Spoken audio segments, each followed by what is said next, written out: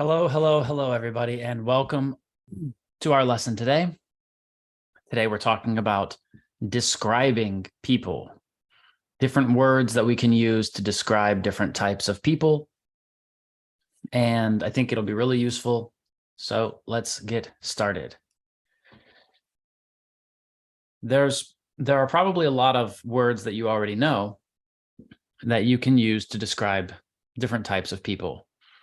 So today, when we're talking about different words that we can use, we're going to separate them into positive adjectives and negative adjectives.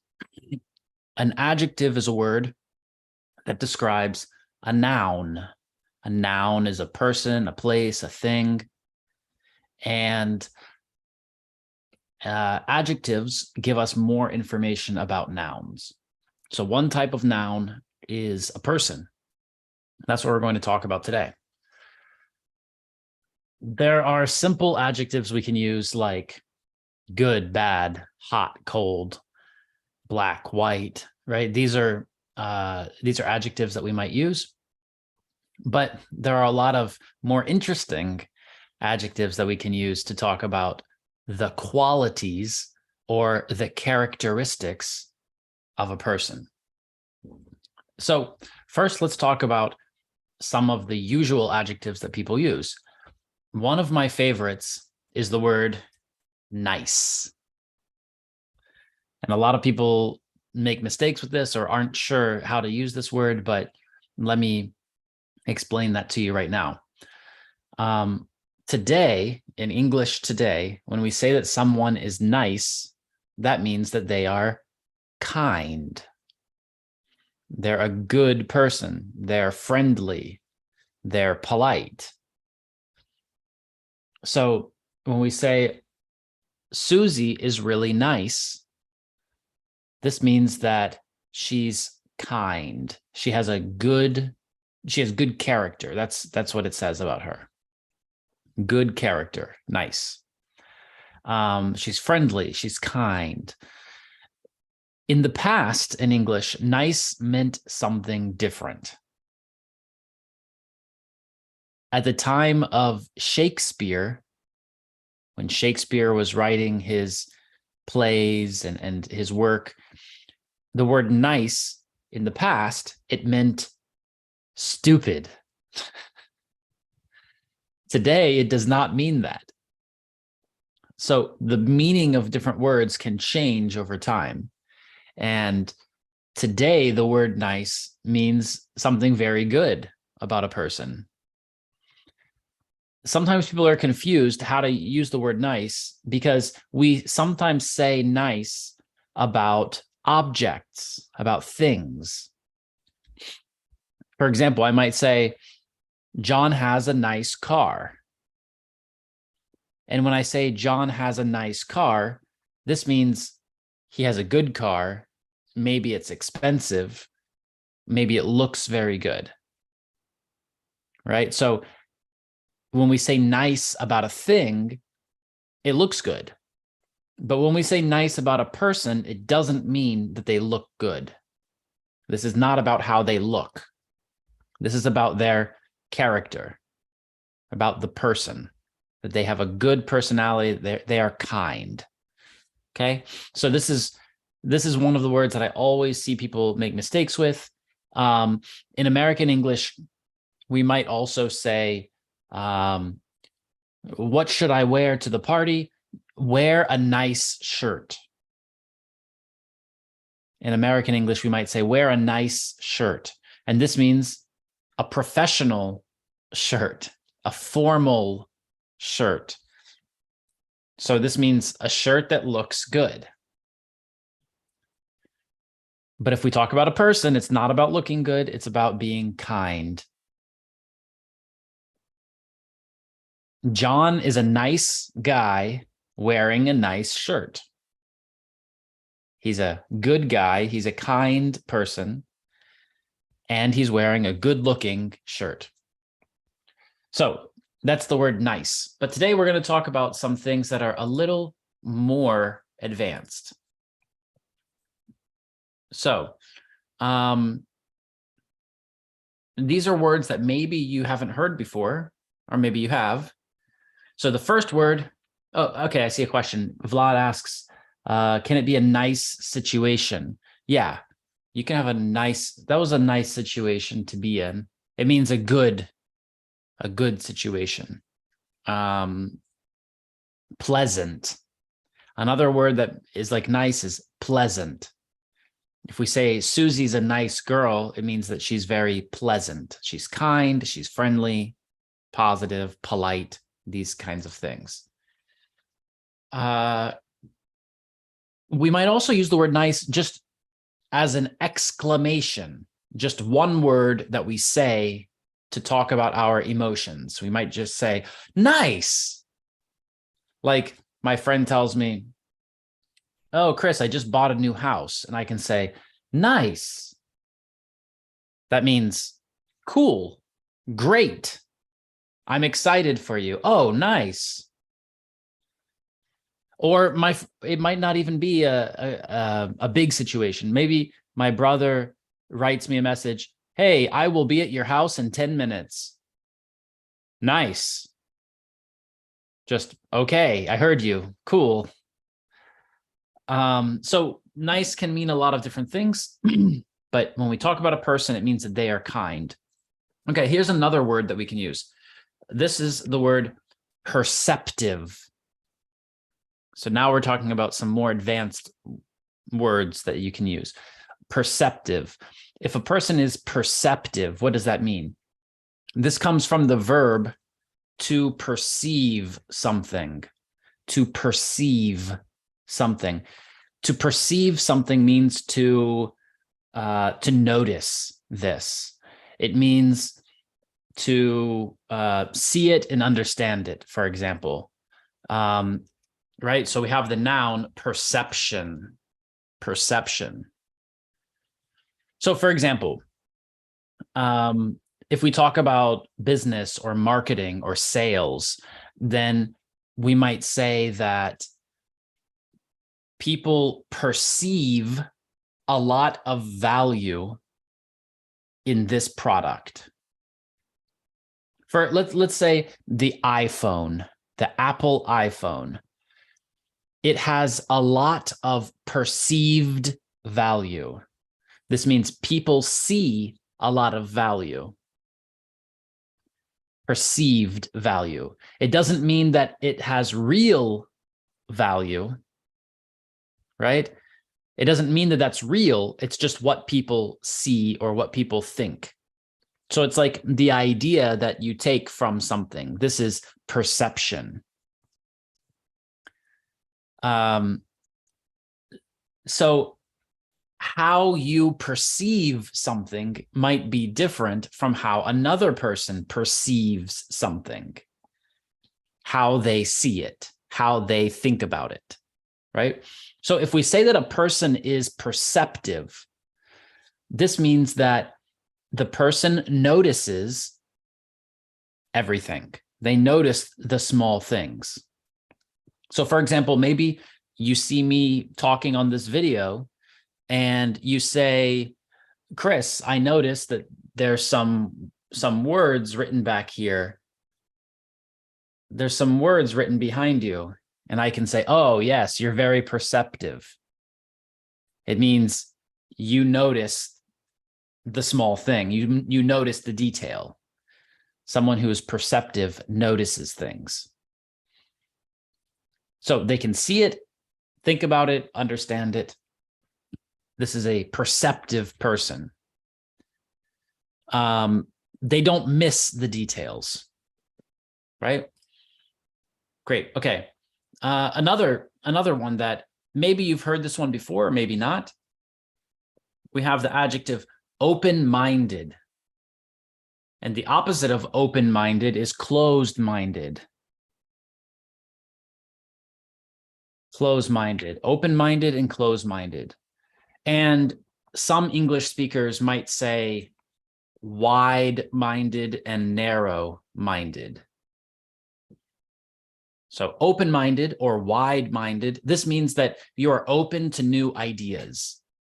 This is a really good adjective to write on your resume, your CV or your resume when you apply for a job. I'm very open-minded. If you say I'm open-minded, this is something good. It means that you're open to new ideas.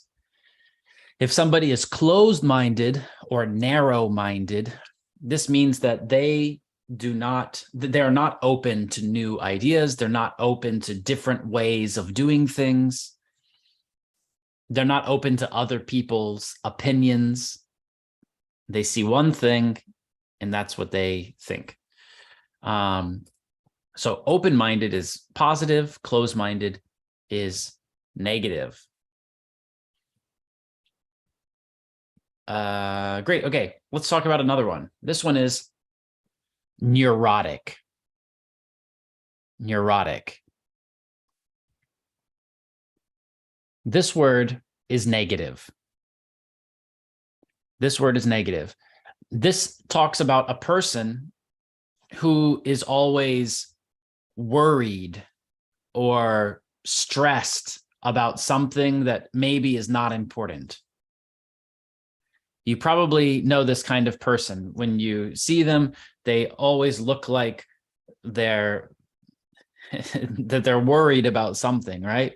They're very nervous. Maybe another word that you would say is he's very nervous. This kind of person, it's neurotic. So it's about stress. It's about being worried. Yeah. Great. Okay, let's talk about another one. Another one is the word mature. Mature. That's how I say it because I'm an American English speaker, but British English speakers usually pronounce it mature. Mature. So in American English, mature. British English, mature. And this is usually a positive thing. If a person is mature, this is positive. But if a person is immature, this is negative. What does it mean? Well, there's the verb to mature and the noun maturity. Maturity. Maturity describes changing from a child to an adult. From a child to an adult. If a person is immature, it means they act like a child. They behave like a child. They're very immature. If a person is mature, this means they act like an adult.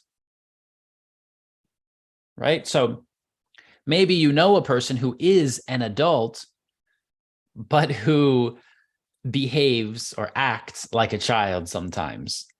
When they do this, you can say that's immature or you are immature. Right? Great. Mature can also describe other situations, other things too.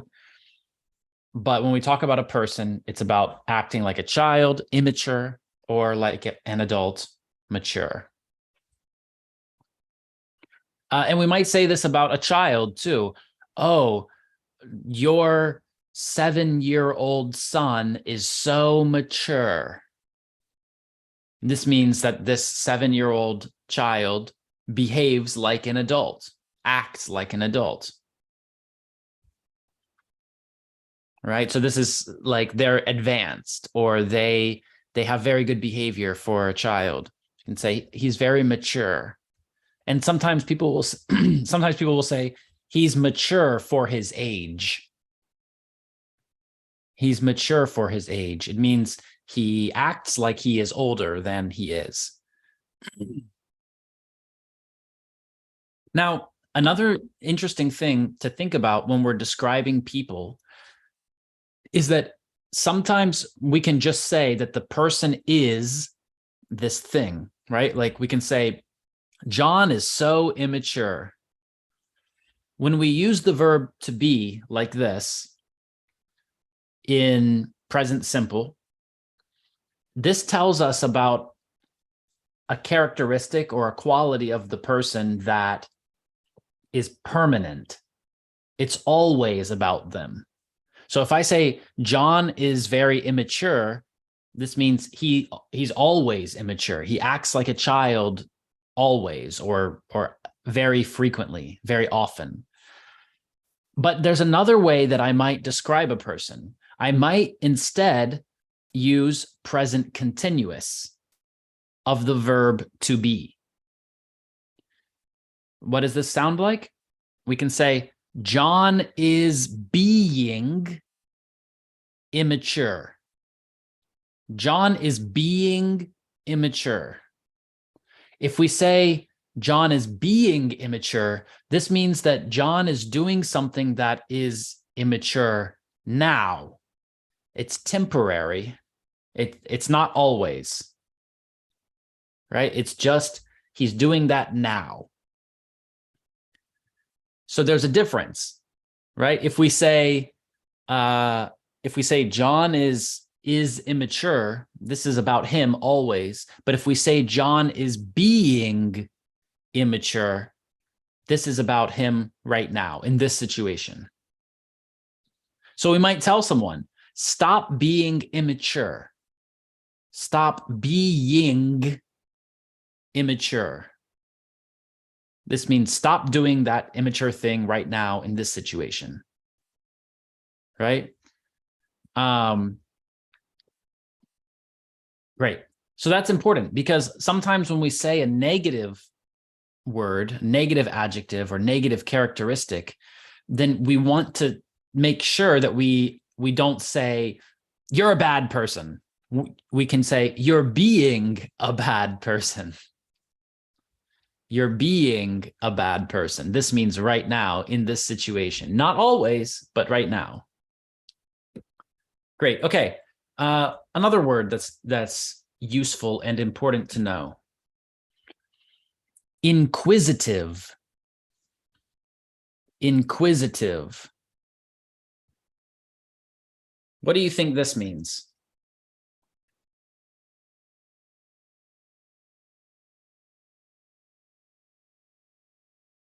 If someone is inquisitive, this means that they ask a lot of questions.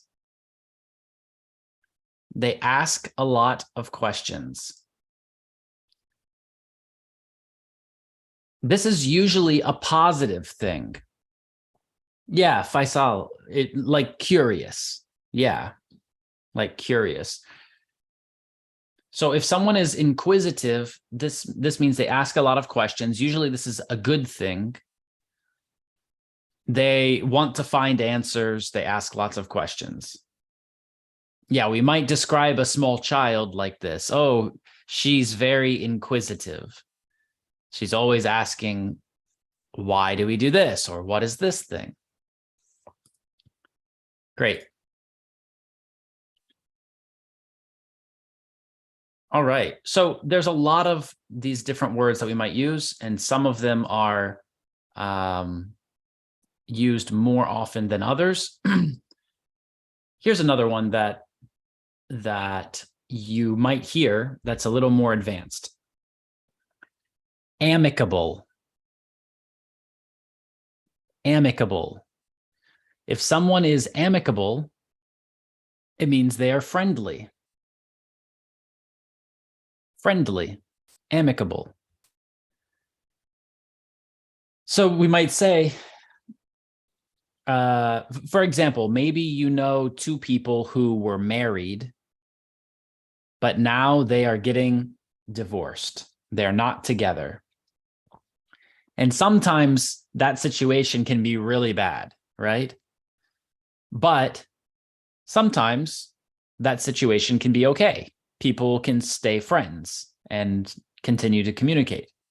So we can say their divorce is amicable. It's friendly. It's okay. It's not negative, right? Amicable. Okay, another one of my favorites. This word is one of my favorites.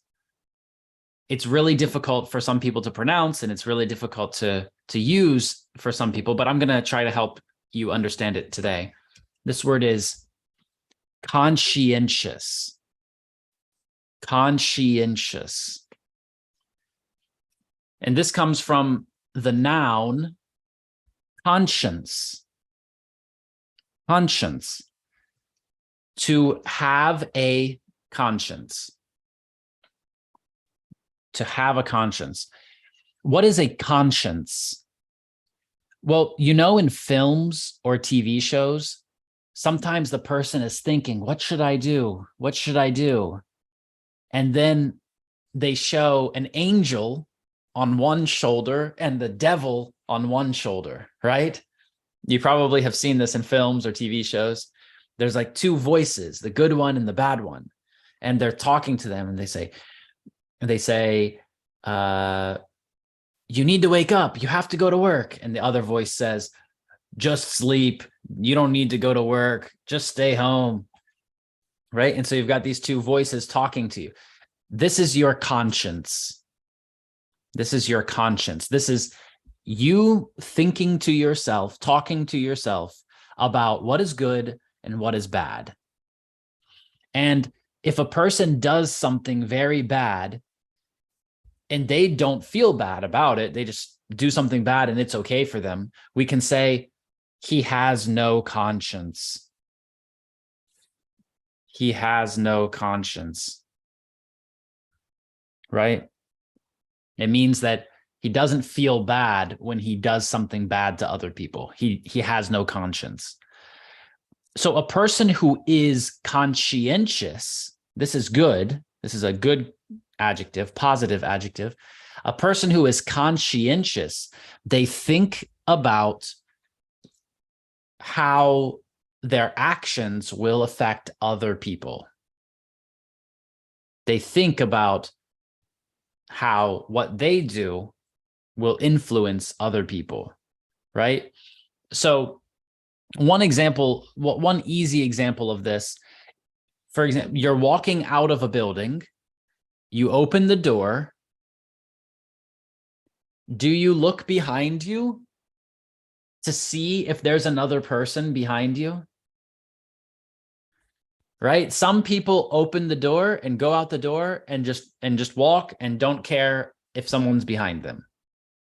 But some people open the door and look back because they don't want the door to hit the next person.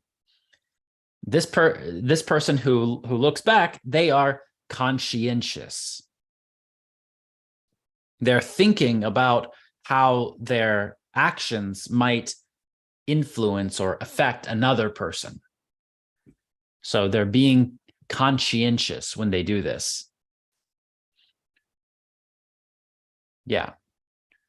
That's a good one to remember. Okay, here's another good one. Courteous. Courteous. If a person is courteous, it means they are polite. They are respectful. Courteous.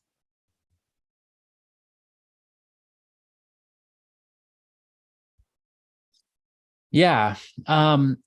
So a courteous person will say please and thank you and use polite words. All right. Here's another good one. And this is a good one for your resume when you try to get a job. Resourceful. Resourceful. So again, I'm American, and so I pronounce it resourceful with an S sound, resourceful. But many British English speakers will pronounce it resourceful. Resourceful with a Z sound. So resourceful or resourceful. Resourceful, this means that if I say John is very resourceful, it means he can find the answer himself. He can solve the problem himself. He can find the tools that he needs he can find the information he needs. He can find the resources that he needs. So resources are things that you can use, right? These are called resources. And a resourceful person understands how to find the things that they need to use to solve the problem, to get the result, to answer the question. So, for example, if I ask you a question and you don't know the answer, you can just say, I don't know, and you can just stop. It's not very resourceful. Or you can just go to Google and ask the question to Google and find the answers and start to understand the answer yourself. Google is a great resource that you can use to find information. So this is a resourceful person. Okay. Let's talk about the next one. This one is negative, but sometimes people use it in a positive way. This word is aloof. Aloof. This means that a person is cold and distant. Like when you try to talk to the person and they give you very short answers and you think they don't want to talk to me. Hey, how you doing today? Good. What's new? Nothing. Do you want to go somewhere? No. Just they make you feel like they don't want to speak, they don't want to interact with you, and so this is usually negative because of how it makes us feel. It makes us feel like they're not interested, right? But when we talk about dating, boyfriend, girlfriend, we see this word a lot because a lot of websites or people who give advice, they might tell the man or the woman, you shouldn't seem so interested in the beginning. If you're very excited and very interested, then this person might think, oh, this is too much for me. So so usually these books or websites, they give advice and they say, try to be aloof. Like you can be a little interested, but don't show that you're really, really excited because this person might be scared away. So we see this word used a lot in this context, in this situation of dating, that the person is acting aloof. Yeah, it's Tomas, like introverted. Yeah, but it's more like an introvert, a person who is introverted, they don't like interacting, right? They don't like it. And maybe they feel nervous, or maybe they are kind of neurotic, like the word we talked about before. Maybe they don't feel good in those social situations, right? An introvert, a person who's introverted. But a person who is aloof, it's more like they have something better that they can do. Like, this isn't very interesting, and there's something else that I can go do, and it doesn't have my full attention, right? It's this idea. So, I mean, we use it a lot with dating, that maybe the person is interested, but they shouldn't send them lots of messages and call them a lot and do lots of crazy things in the beginning, that they should keep some distance. So yeah, distant, kind of cold. This is a good way to think about it. Another one is cynical. Cynical. this has maybe two parts, right? A person who's cynical, they just don't trust a lot of people. They don't trust what other people are telling them. They're always looking for how that person is trying to do something bad, or they're always looking at, the negative side of something. And also, usually they're just looking for what they get. Right. So,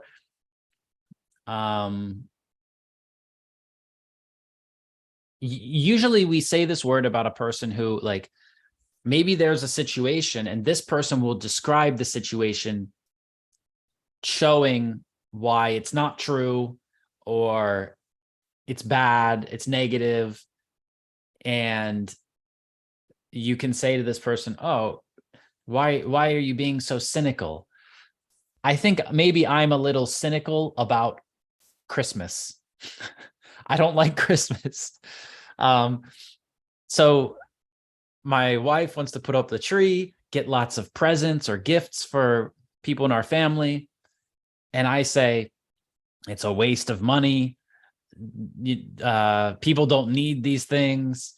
So I'm kind of cynical. Oh, Christmas is just a time for shops to make lots of money.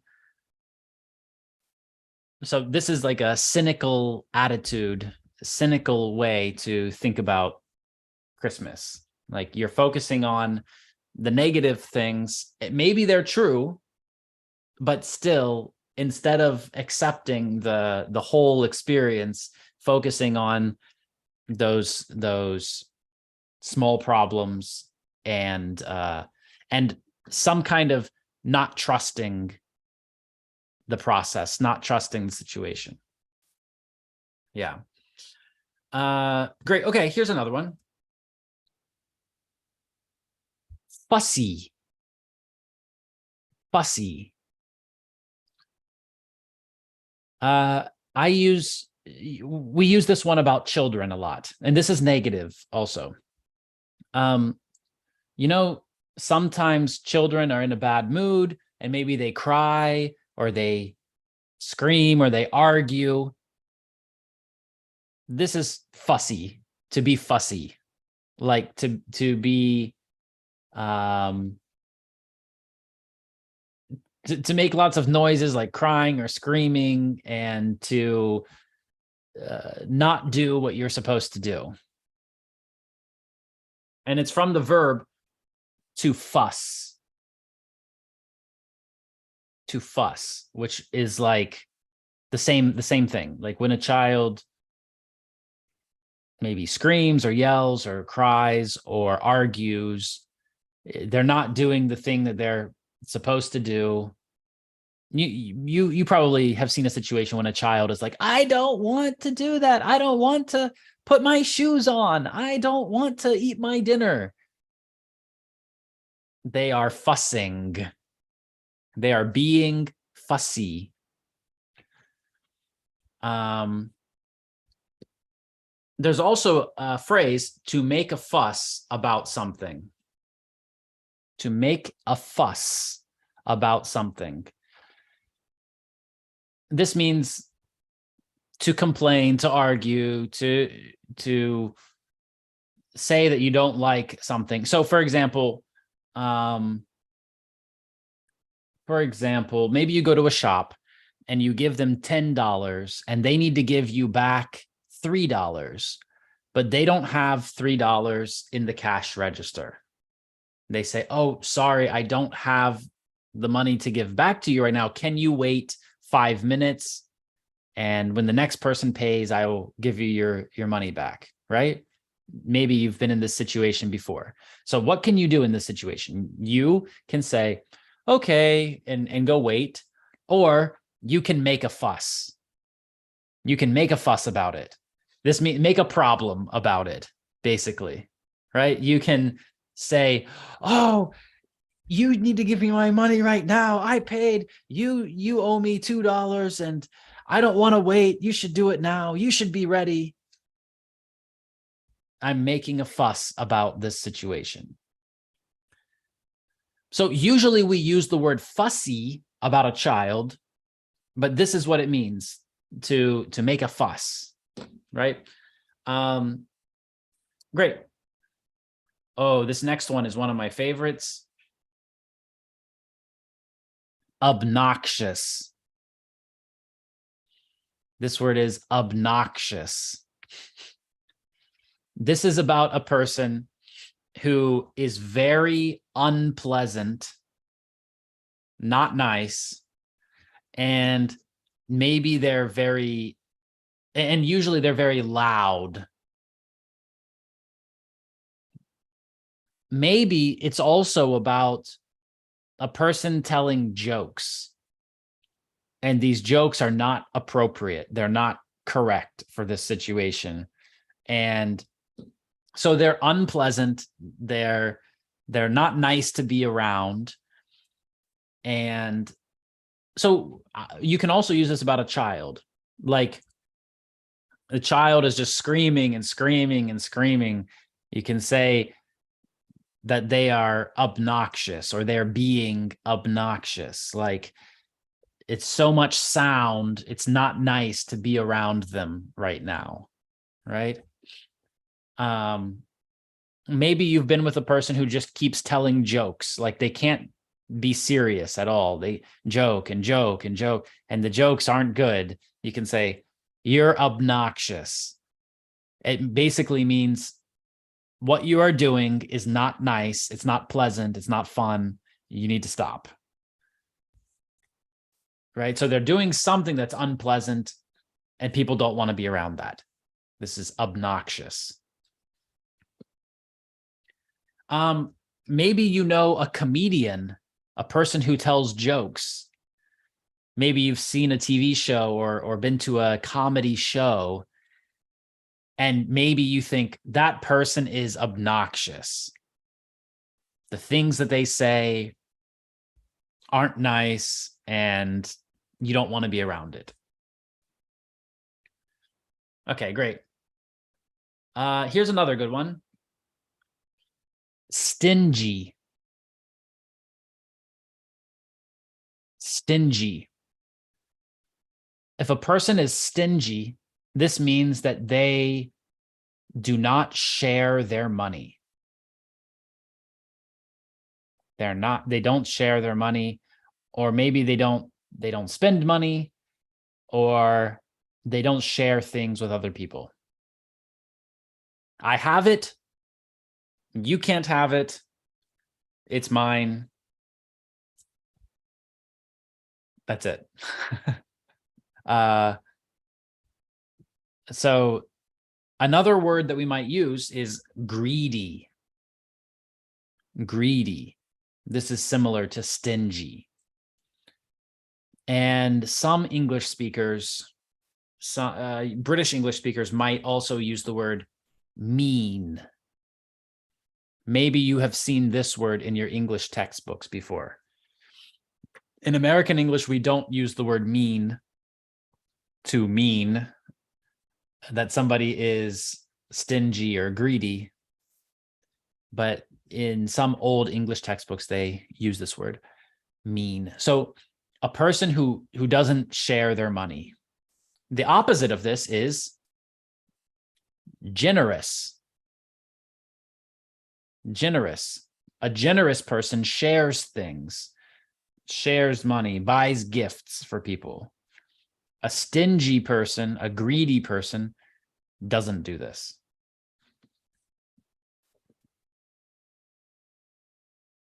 Now, it's interesting that we mentioned the word mean here, because in American English, when we use the word mean, it has a different meaning. It's the opposite of the word nice. So in American English, nice means a kind person, a polite person, a positive person. And mean is a person who is negative, who is maybe aggressive, who's maybe rude, right? So, for example, if I'm talking to John and John says, Guatemala is the biggest country in the world. And I say, you're stupid. That's mean. If you say that somebody is stupid, that's mean. That's not nice. It's not kind. It's rude, right? It's mean. So John can say, don't be mean. Don't be mean to me. Be nice to me. Or a parent might say this to a child. Be nice to your brother. Don't be mean to your brother. Don't be mean. Great. Okay, another one is touchy. What does it mean if we say that a person is touchy? It does not mean that they touch you a lot. It doesn't mean that. If someone is touchy, it means that they are very sensitive. What does sensitive mean? So if someone is sensitive or someone is touchy, it's very easy to offend them. It's very easy to hurt their feelings. John, I think you're not right about Guatemala. It's not the biggest country in the world. I'm not right? You think I'm not right? John is very touchy about his geography. He's very sensitive. It's easy to hurt his feelings. It's easy to make him upset. He's touchy. And sometimes in TV shows or films, you'll hear someone ask a question, is that a touchy subject? Is that a touchy subject? Or they might just say, that's a touchy subject. Here, the word subject means topic, thing that we are talking about. So a touchy subject, it's a topic. It's something that you're talking about that you need to be careful about because someone can easily become upset. Like if you, Vlad, I see what you're, taboo. Taboo means that you should not talk about it. Taboo means you should not talk about it. If it's a touchy subject, you have to be very careful when you talk about it. So, for example, maybe when you speak to your family or to your wife's family or husband's family, if you speak to them about religion,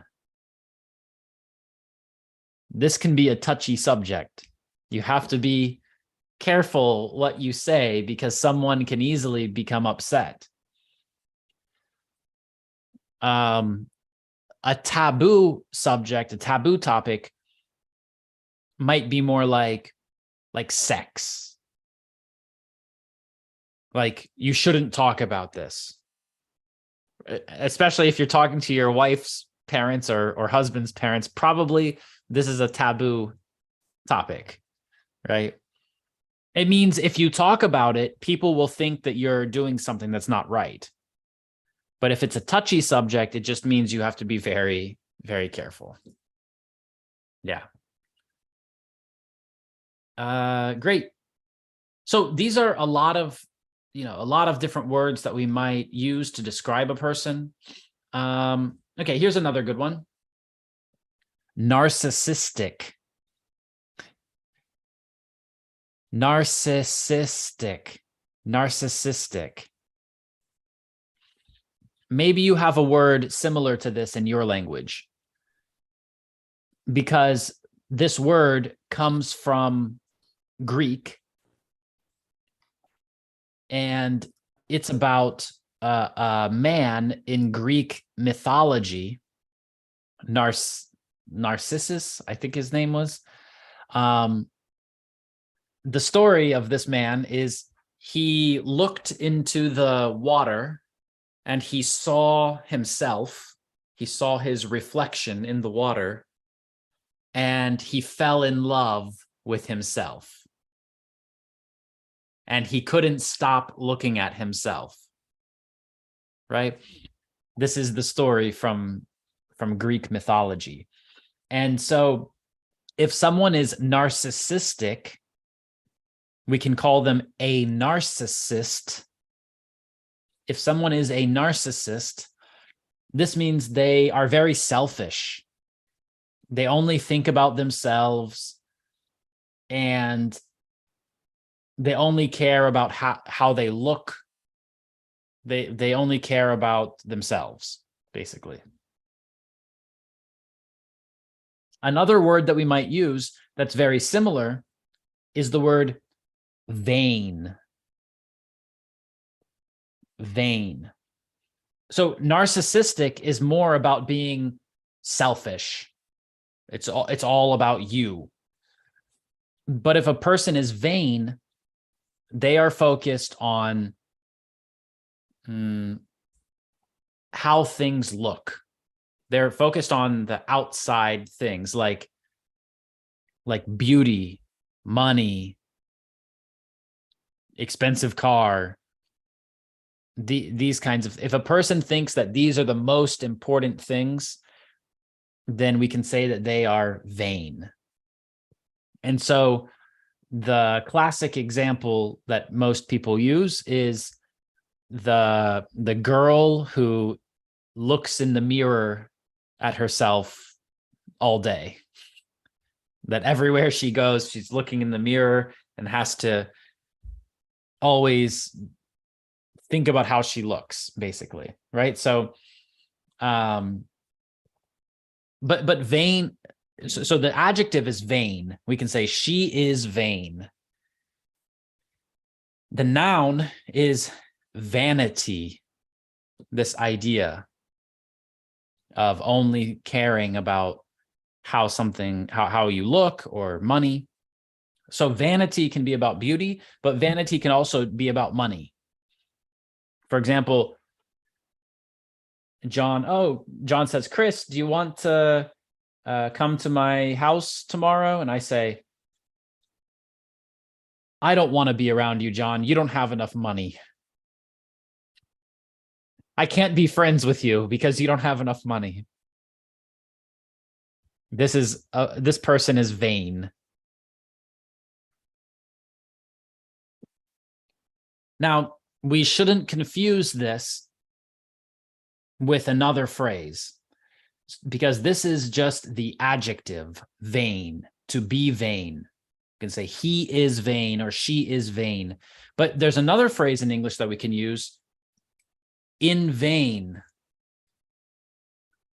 To do something in vain.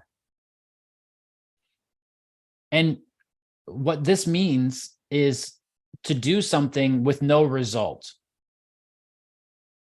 It means it's useless. For example, when we had COVID-19 and the world was worried about this, to travel or to do some things, you needed to get a piece of paper that says that you have a vaccine or you have a negative test, right? But the negative test result only lasted for a week or 2 weeks or something like this, right?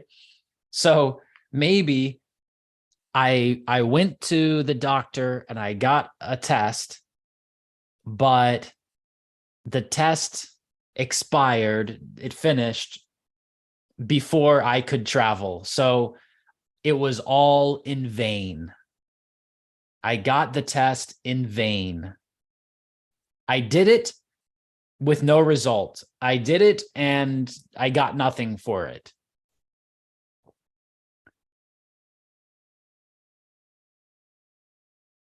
So that's to do something in vain. Great. Okay.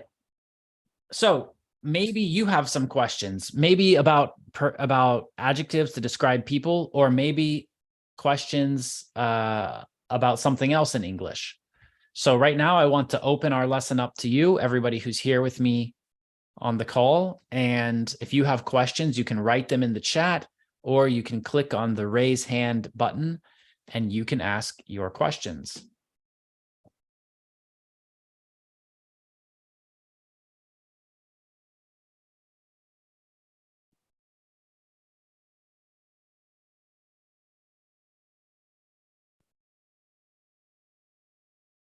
Are there any questions? Okay, Nirvana. Hi, Nirvana.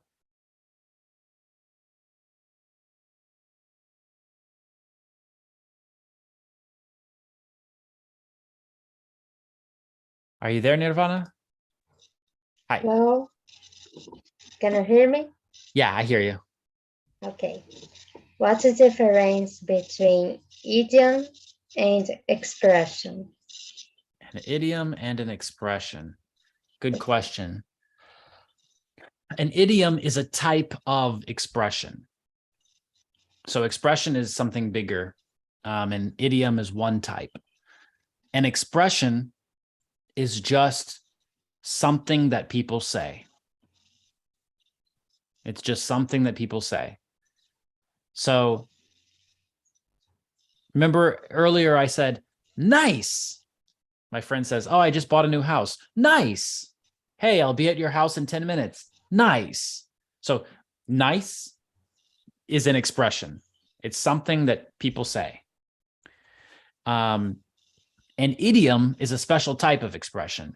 It's a special type of expression that has a special meaning, and the words that are in the expression, in the idiom, the words that are there might have a different meaning from the whole phrase together.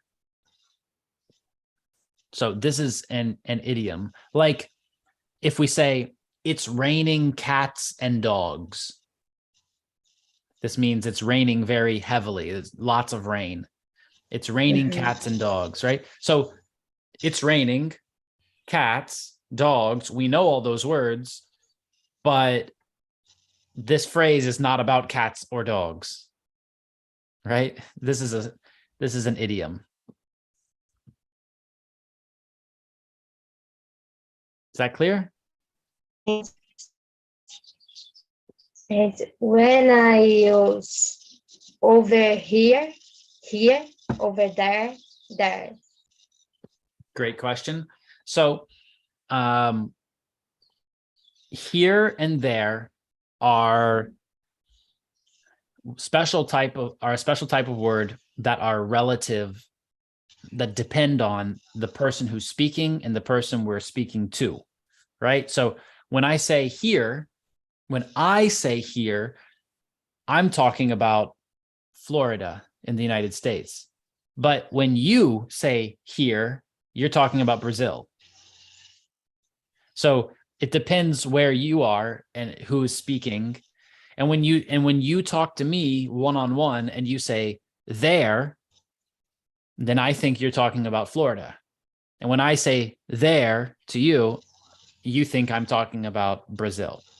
So adding the word over here, over there, it just shows more distance between the speaker and the listener. It just shows more distance. That's the only difference.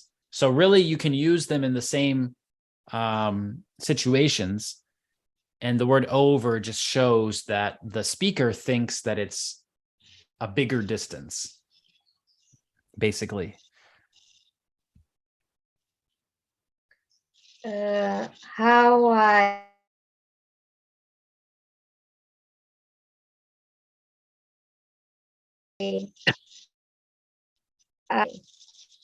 if I need you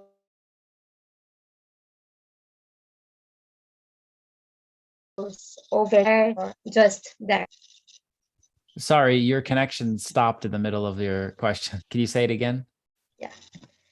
Yeah. How I will know if um,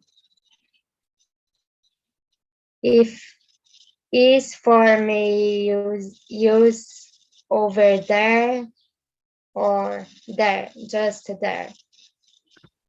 In almost every situation, you can use both of them. But you'll use over when you want to say that it's further away. There's a bigger distance. So I'm not going to use over to show the difference between here and there, right? Like if I'm talking about the difference between Brazil and Florida, I'm just going to say here and there. But when I need to show a big distance between me and the person I'm speaking to, for example,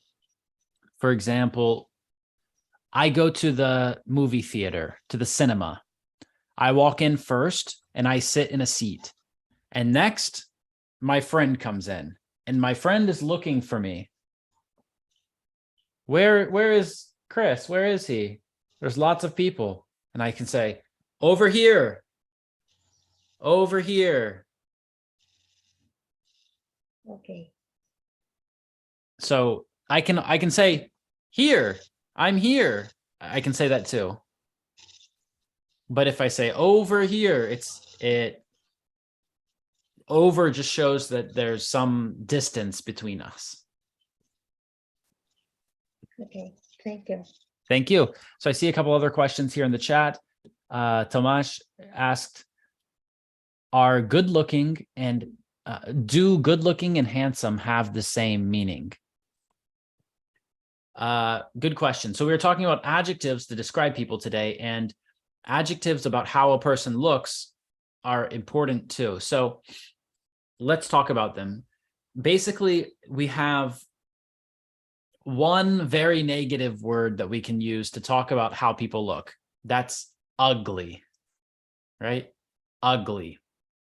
This means not beautiful, not good looking. It's negative, and it's probably rude to say to somebody.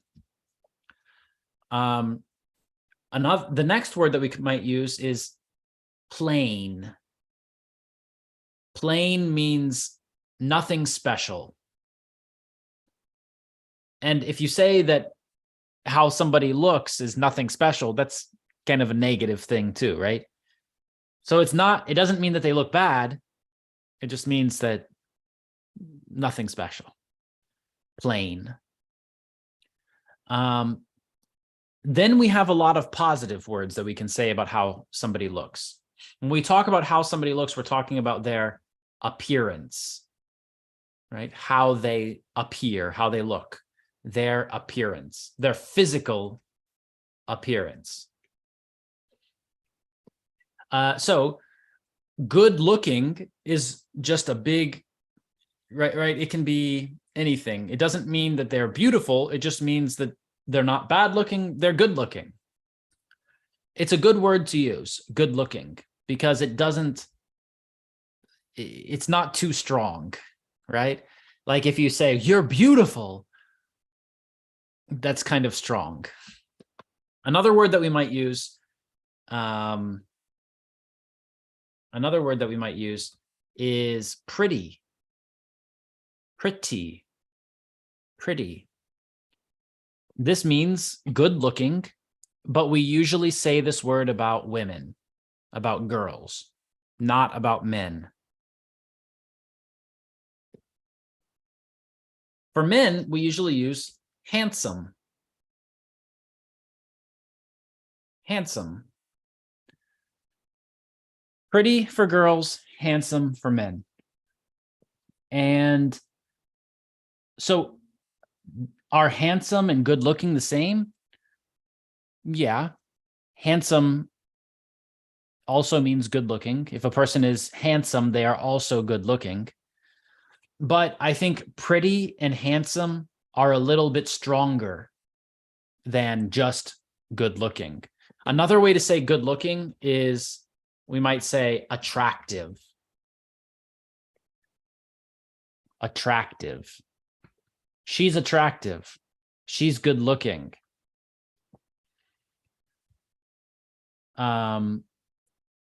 But pretty will be a little bit stronger because attractive and good looking are very general. Right? And pretty, handsome, it means that they have some very good, like positive features, positive characteristics of their appearance. And then we might also say beautiful. I'm sure you know this word. So beautiful, we usually use this about women, but sometimes people use it about men too. He's a beautiful man. She's a beautiful woman. But it's my opinion, I believe, that the word beautiful is used too much. People everywhere in the world, if a person knows 5 words in English, they know hello, goodbye, beautiful, right? Beautiful is one of the words that they know. Please, thank you, hello, goodbye, please, thank you, and beautiful. And so I don't think it's so strong today. It's stronger than pretty and handsome, but there are other words we can use like stunning.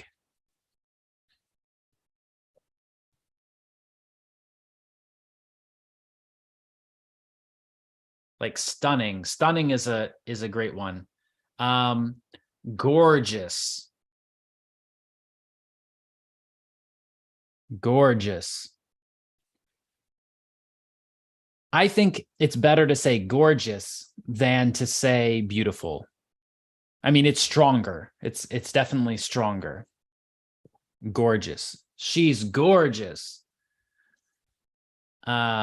She's stunning. These words have a stronger meaning than just beautiful. I mean, beautiful is strong too, but like I said, everybody knows this word. Okay, here's some other questions. So Asemian asks, can we also use good looking for women? Yeah, you can use good looking about women, men, a car, a horse, a dog. It looks good, right? It looks good. I like looking at it, basically.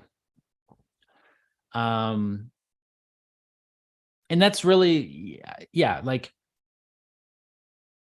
if I meet a person and they are very attractive, I can, maybe I'm not saying that I am attracted to this person. Maybe I'm not interested, but I can still say she's a good looking girl, or he's an attractive man, or he's a good looking guy, or something like this, right? Okay, Gigi asks, what about well built? So well built, this is usually someone who is muscular.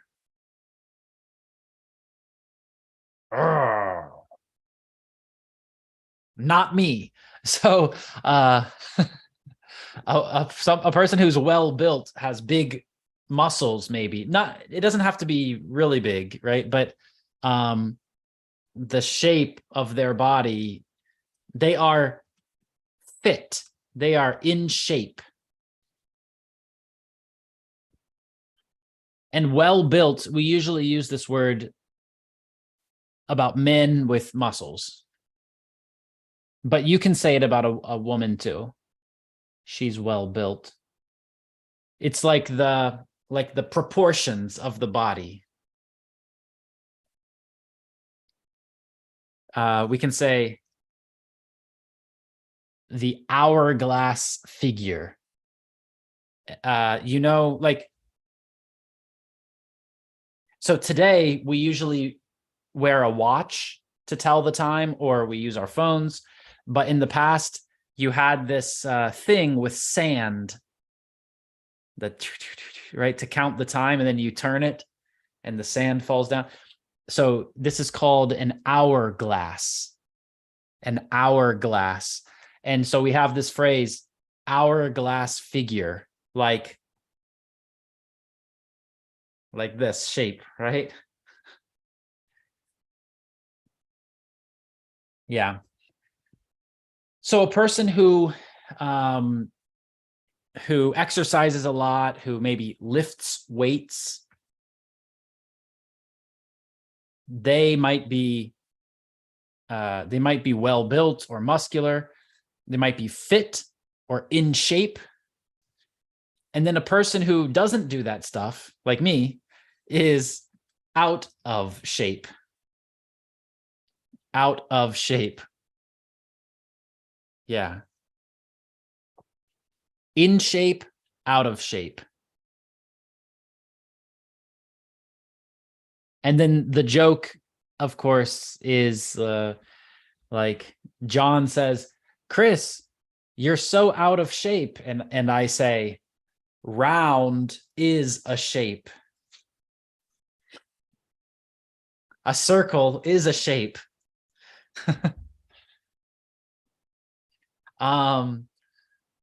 Okay, great. Nirvana asks, can I use stunning and gorgeous for places? Yes, you can.